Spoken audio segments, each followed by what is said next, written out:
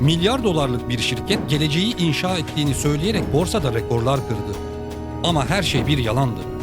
Trevor Milton'ın tanıttığı o dev tırın motoru yoktu.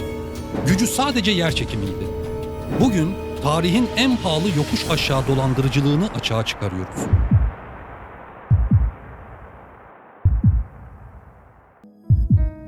...2020'de pandeminin yarattığı belirsizlikte herkes borsada yeni bir mucize arıyordu. İşte tam bu açlık ve umutsuzluk anında sahneye Trevor Milton çıktı. Karizmatik, ağzı iyi laf yapan, Elon Musk'ın halktan biri olan versiyonu gibi pazarlanan bir adam. Şirketine verdiği isim bile bir meydan okumaydı. Nikola Motors. Nikola Tesla'nın isminin diğer yarısını alarak kime kafa tuttuğunu açıkça gösteriyordu. Vaadi ise büyüktü. Fosil yakıtları tarihe gömecek, egzozundan içilebilir saf su damlayan hidrojen yakıtlı dev tırlar. Yatırımcılar bu hikayeye o kadar açtı ki kimse mühendislik detaylarını sormadı. Sadece ne kadar kazanırız diye sordular. Şirket halka arz edildiğinde tek kuruşluk satış yapmamış, tek bir seri üretim aracı teslim etmemiş olmasına rağmen değeri 34 milyar dolara fırladı. 100 yıllık Ford'dan daha değerli bir şirket olmuştu. Ama ortada sadece bilgisayar çizimleri vardı. Aslında Milton bir teknoloji şirketi değil, kusursuz çalışan bir heyecan makinesi kurmuştu. İnsanlara temiz bir gelecek ve çalışmadan zengin olma hayali satıyordu. Utah'taki mühendisler Milton'ın hazır dediği teknolojilerin olmadığını biliyordu ama susuyordu. Çünkü Milton en ufak bir eleştiriyi vizyonsuzluk olarak görüyor, çevresinde sadece onu alkışlayan dal kavukları barındırıyordu. Bu sessizlik sarmalı, felaketin taşlarını döşüyordu. Milton'ın en büyük yeteneği hiçliği milyarlarca dolara satabilmesiydi.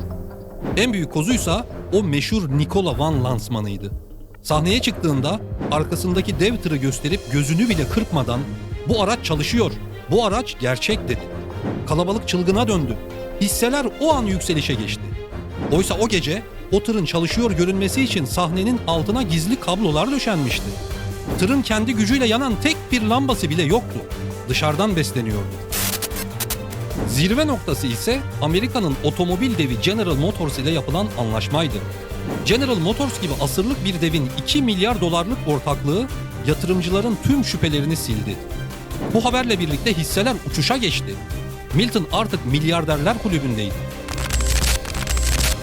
Hızını alamayan Milton, sadece çizimleri olan Badger adlı kamyoneti duyurduğunda insanlar ön sipariş için birbirine izliyordu. Herkes partinin sonsuza kadar süreceğini sandı. Ta ki birileri müziği kapatana kadar. Tarih 10 Eylül 2020. Hindenburg Research bombayı patlattı. Rapor dedikodulardan değil, soğuk ve sert kanıtlardan oluşuyordu. En sarsıcı bölüm Nikola'nın o meşhur hareket halindeki tanıtım videosuydu. Videoda Nikola Van tırı ıssız bir yolda hızla ilerliyordu. Hindenburg dedektifleri bu videonun çekildiği yerin coğrafi koordinatlarını bulmuştu. Orası düz bir yol değildi. Kilometrelerce süren uzun eğimli bir tepeydi. Nikola ekibi motoru olmayan boş tırı tepenin başına çekmiş, el frenini indirmiş ve aracı yer çekimine teslim etmişti. Tır yokuş aşağı hızlanırken kameraman hileyi gizlemek için açıyı eğik tutmuştu. Milton'ın geleceğin teknolojisi dediği şey aslında bir aldatmacaydı.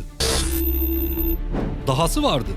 Raporda Milton'ın kendi üretimimiz, devrimsel batarya teknolojimiz dediği parçaların aslında piyasadan satın alındığı ve üzerindeki marka etiketlerinin siyah bantla kapatıldığı fotoğraflarla belgelendi. Şirketin hidrojen üretiyoruz dediği tesis aslında hiç var olmamıştı. Sadece çatısına güneş paneli konulmuş boş bir binaydı. Hatta Milton'ın kardeşi hiçbir mühendislik tecrübesine sahip olmamasına rağmen şirketin hidrojen üretim müdürü yapılmıştı. Rapor yayınlandığı anda Nikola hisseleri serbest düşüşe geçti.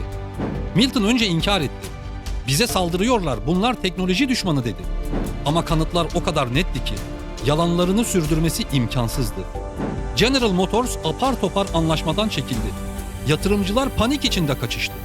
Milyarlarca dolar o tırın egzozundan çıkması vaat edilen su buharı gibi uçup gitti. Milton raporun yayınlanmasından sadece günler sonra kurduğu imparatorluktan istifa etmek zorunda kaldı. Milton yargılandı. Savcılar onu seri yalancılıkla suçladı.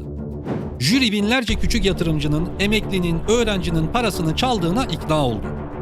2023'te suçlu bulunup 4 yıl hapse çarptırıldı ve 660 milyon dolar tazminat cezası yedi. Hikaye burada bitmeliydi değil mi? Ancak Milton henüz en büyük kartını oynamamıştı. Siyaset. Hapse girmesi beklenen Milton servetini lobiye yatırdı. Kasım 2024 seçimlerinden hemen önce Trump kampanyasına 1,8 milyon dolarlık bir bağış yaptı. Bu bağışın karşılığı gecikmedi. Mart 2025'te herkesin şaşkın bakışları arasında başkanlık affı kararı imzalandı. Milton'ın tüm federal suçlamaları düşürüldü. Af kararıyla birlikte tazminat da ortadan kalktı. Dolandırılan binlerce insan tek bir kuruş bile alamadan ellerinde değersiz hisse senetleriyle ortada kaldı. Milton kurtulmuştu. Ama şirket o kadar şanslı değildi. Geleceğin devi denilen şirket Şubat 2025'te resmi olarak iflas başvurusunda bulundu.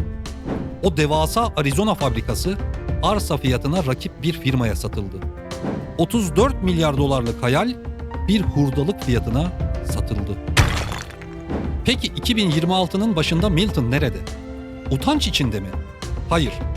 Ekim 2025'te Utah merkezli özel jet üreticisi Cyberjet Aircraft'ı satın aldı ve şu an CEO koltuğunda oturuyor.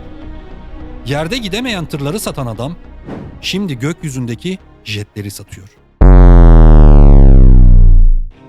Nikola dosyasından güçlü bir ders almalıyız. Bize devrim diye sunulan o parlak lansmanların arkasında bazen sadece büyük bir boşluk yatar. Sektör değişse de, yöntem değişse de kural değişmedi. Sistem dolandırılmış insanları yine koruyamadı ve zengini ödüllendirdi.